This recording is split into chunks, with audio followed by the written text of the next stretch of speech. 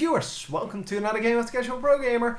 Today we're doing a best of 7 between Liquid Snute as the Zerg in the bottom left and Liquid Taeja as the Terran in the top right. It is currently, obviously since this is game number 7, it is 3-3. So both of them having their moments, and really it is all down to this game now, and well, I'm looking forward to this one. We have seen some pretty nice strategies, some pretty unusual strategies where they kind of tried to catch each other off guard. Last game, good example of that. And yeah, if you haven't watched that, yeah, some of the games are definitely worth a watch, and the last game definitely had a good opening. Yeah, so might want to go watch that. Anyhow, yeah, I can't really spoil the score here because, well, as I said, this is game number 7 out of a best of 7, so it must be 3 versus 3. And we are just going to build up the normal style. We are going to get the supply depot into what seems to be a command center, because he's not going to build that barracks.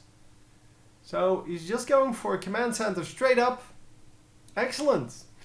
Economical build. It does of course mean that you can train a whole lot more SCVs. It also means that you can get that orbital command going a lot quicker, which means that you can get mules out a lot more. So lots more resources here for our Terran player. For the Zerg player, it really doesn't matter that much what he does. So whether he goes expansion first or spawning pool first, because the spawning pool will result in you being able to produce queens, and queens will be able to produce you extra drones. Whereas the command center, or sorry, hatchery, will provide you with an extra place to mine, as well as some extra larvae, which result in some extra drones. But in the end, for the Zerg player, it really doesn't matter too much. For the Terran player, it matters a whole lot. Because if you build this barracks first into probably another supply depot into the command center, yeah, that is going to take quite a while to get to your command center then. So you're going to be like 2 minutes behind on what you are now, and in 2 minutes you can get a lot of things done with this command center. And that is exactly why we see this early command center. He knows this is a big map. He knows this is automatic spawn cross position apparently. Or did they? No, they did not scout to the other bases. I'm not actually sure about whether this is a 2 or 4 player map. Yeah, it seems to be a 2 player map, because both of them just went straight across the map with their scouting patterns. And that means, of course, that they know where the others are, because otherwise you scout the nearest base first, because you want to know. I like this one. This artifact thingy. It's completely useless, but someone spent so much time on making that. Although not enough, because there are still several things that that kind of look off. And once this this little army gets taken out, I will point them out a little bit. It seems that the Zerglings are not going to do anything anymore. So, but yeah, look at the force fields, how they intersect. Hang on, we can, yeah, you can see it here, and well here as well. Yeah, especially if they move, then you can see it. Yeah, you can definitely see it. Plus, this doesn't look quite right. It looks kind of strange. But all in all, yeah, it looks fine. I mean, that's just it. It looks fine. It's not awesome, but it's okay. I like that they make every map with one of these big buildings or something that makes this one of these maps unique. Of course, there are more of these aspects, like, well, this whole thingy over here. I know I can actually tilt the cameras, but I don't know how. So if someone wants to message me with how to, that would be great. So I know I can only do this basically. I know you can do way more, but I don't know how. I think it's something like Control or Shift or whatever. Control Shift. I don't know. I really have no clue. So if you know how to do that, or if you have like a video explaining it, And please let me know, not in the comments, but just send me a message. I don't get that many messages on this channel, so I will read them, and it would be mighty appreciated. I do want to learn how to control this a little bit better. And obviously we are going in here with some of the Hellions, but you normally need 6 Hellions to actually start doing something. But it seems that we're not going to produce any more. Oh, there are the last 2. That's why we're not producing anymore. They already were produced. And we are going to get 6 Hellions. 6 Hellions can actually go up against Queens. And they can do quite a bit of damage, of course, to everything else. Let's go. Let us go. Go, go, go, go, go. He doesn't want to go.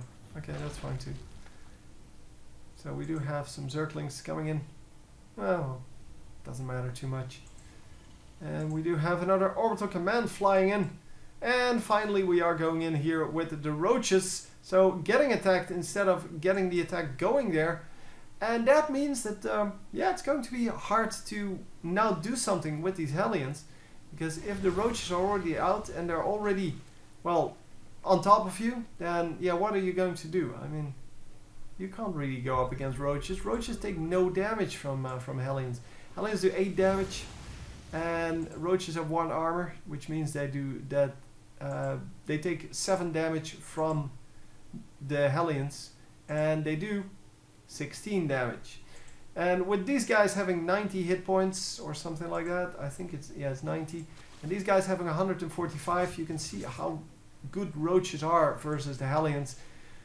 The Hellions just take less damage. They do more, the roaches take less damage. They do more damage, and they're just about equally cheap. I mean, they're a little more expensive, obviously. But yeah, they're just in this matchup. It's really it's not a fair matchup at all. And as you can see, 6 roaches, 6 Hellions getting held off by 2 roaches, and really no way he's going to get close to that that base again. Because as long as those 2 roaches are there, he will not be able to get any damage done on this base. And well, then why would you get any closer? So anyhow, we are going to produce some more queens, it seems. Really built a lot of queens last game. And are we? Oh, we are going in now. Yeah, the roaches really not paying attention or something like that, because, well, that was actually quite effective. He got all the way through. Oh, that's the wrong one. This one. He got 6 workers, but, well, could have been a lot worse. He could have gone for the blue flame upgrade and gotten all the workers, but well, he did lose 4 of the Hellions. And oh, look at that, the queen melting to this. Queen melts instantly, of course, to Marines and Marauders, because especially Marauders do an insane amount of damage to those queens. Queens are not armored, but yeah, they still do a lot of damage to her. And yeah, the not having anti-air once again kind of hampering his style. And one of the medevacs going to get taken out by a simple spore crawler that was already there. So yeah, the drop not really successful. Let's see, the resources lost is pretty much equal. So obviously Zerg a little bit behind, but well, Zerg is going to be behind at any point. For the simple reason that Zerg units suicide way more.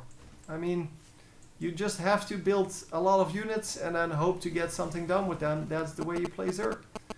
So this guy, this overseer, just going to hide in the corner until something comes up that can actually snipe him.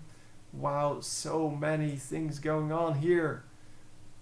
Well, it seems that we do have plenty of production facilities, at least for Terran. And we do have 3 bunkers up.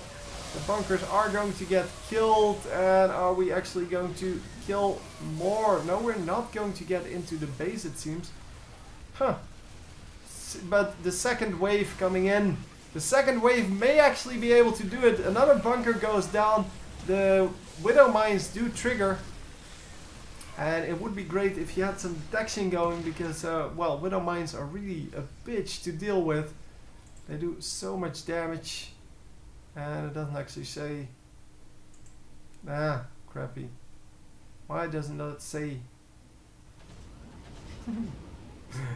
It only says launches missiles. It doesn't say what kind of missiles or how much damage they do. Oh, it says over here. Now I remember. 125. And yeah, 40 splash damage to units nearby. So yeah, they do a ton of damage, and that is that's just excellent to have. They are excellent units. I think these were the units that were most used out of the new units in Heart of the Swarm. Although, hang on, there are more units that are really popular, but I kind of forgot which were the new units. But yeah, I think those are the most used, and they are definitely very useful. So a lot of scans used to bring back the creep into the Zerg player's base, even though this is only one of 3 paths. He still used like 3 scans on it, and that means that he's going to have 3 less mules, and it's going to put him behind in resource a little bit. We're not going anywhere there, and wow, look at these Widow Mines! So many Widow Mines! Oh my god! Oh my god! They're all going to get sniped! There's one Baneling still here, and the Baneling actually gets taken out by another Widow Mine. But he lost quite a few of the Widow Mines there. I think about 6. That's a big amount. All in all, that is something that you definitely want to avoid, because even though they are cheap, you do want them to do optimal damage. And it's really hard to get Widow Mines to be effective against Banelings, unless you get some lucky shots off. But normally, if you shoot Baneling, then the splash will actually kill your Widow Mine. So yeah, if you get a lucky shot off, of course, and get like 10 Banelings, then it's still, well, really worth it. But otherwise, a 1-for-1 trade, yeah, that's not good enough. So, what are we doing here? We are going to drop in, but the Zerg player right on top of this, he's not going to be surprised, and it is actually going to be a bunch of spore crawlers and spine crawlers here. Oh, it's all spore crawlers. Wow. Why did he build like 6 spore crawlers? That is ridiculous. Okay, we are going to fall back. No, where is this going? We're not. Are we dropping here now? I really have no clue what's happening. Okay, we finally have some anti-air out. And with the Corruptor out, yeah, this is going to be really easy to defeat, because nothing is going to drop. And holy crap, look at those Widow Mines. They're all here now. The Banelings do take them out. But we do have a pretty big army to fight against. All these Marines are going to do so much damage. And can we actually make this work? Oh, the Overseer suicide in. That was not really part of the plan.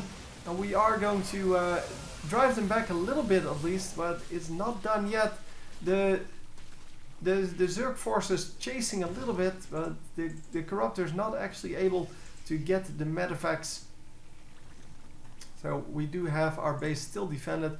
We lost quite a few of these spine crawlers, but that is alright. That's why they're there. Oh my god, Queen getting sniped. The Queen got sniped by some Widow Mines. However, the Widow Mines are clear now, and here we go. We're going in. And what's... Oh, the lift.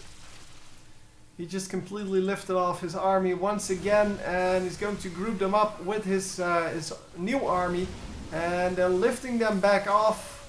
Going to lose some units at least now, because he didn't have enough room in his medevacts. But wow, he can save so many of those units by just lifting them back up. And this time the Baneling hits go off, and the Baneling hits actually do quite a lot. The Widow Mine is also getting some nice shots off. So the window mine killed 4, and I don't think that the other one actually... Oh, there are some other ones. 0, 1. Yeah, that's not good. That's crappy. Anyhow, we are going to go into Broodlords here.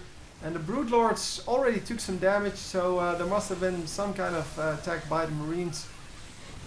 And are we going to... Oh, we do have Overseers out, so at least the Overseer... Oh, keep it alive! No! It's not going to stay alive. He needs another Overseer, because if he flies in here and there are Widow Mines, then that is going to be super painful. Because Broodlords are really expensive. They're hardly ever worth it. It is just that people normally just run out of things to buy. And then they go for the most expensive unit. And yeah, Broodlords are just so hard to make useful. And there you go. We have another Overseer out. Overseers should fly in first before the Queens. Before the Queens. Oh. I don't know what happened, how he noticed that. You can actually notice there are Widow Mines out, by the way. If you, for a really easy example, if you take a drone and just say build something small preferably, and just scan across the map, then you will not be able to build where there are burrowed units, so you can definitely see where there are burrowed units.